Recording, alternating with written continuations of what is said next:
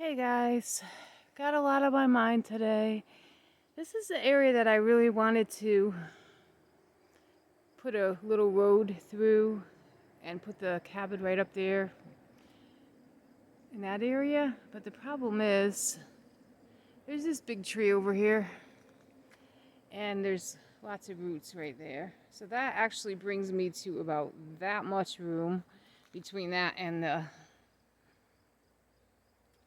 his satellite thing, which has to be there because he had to find a spot and he finally found it and he dug it in with concrete, so I'm not going to move it.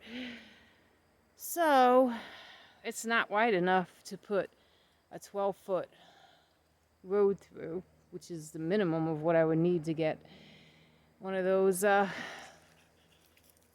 pre-made storage shed cabin type of things. So then my other option is to go up over here, and there's that big tree that's right in the middle. And then we have this bank over here. Now this bank is actually going to be much easier for digging, and everybody that comes up here has anything to do with excavating always wants to go to this bank, but it looks like a lot of digging to me. There are some trees up there that will have to go, but they're smaller, so they'll be easier to fell. But it just seems like it's going to be more work and more money, but maybe not. Also, the RV's in the way. So, in order to get this done, we have to move the RV.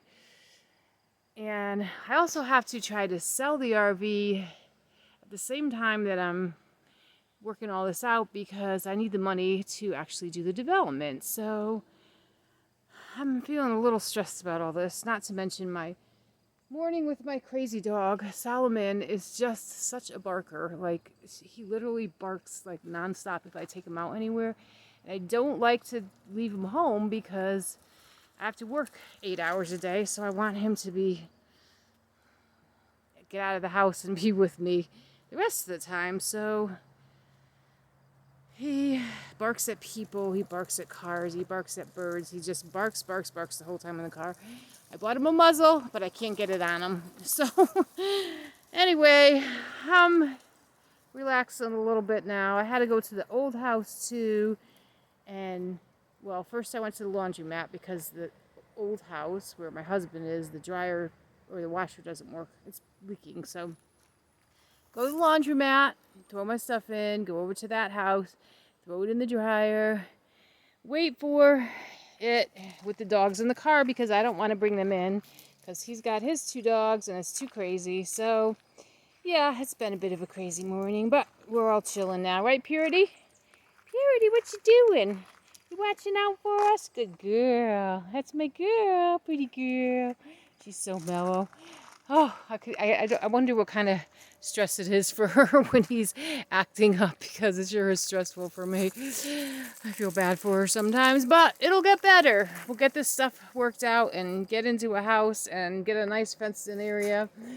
So, pray with me that I can get this dug out and get the RV moved over a little bit so we have a place to live while the excavation's going on, and get this all done in the next, what do we got left? About 6 weeks, I think now we're on. So, yeah, this is all the Jacob challenge. I need you to come through, God. And it's getting a little bit scary, but I trust you.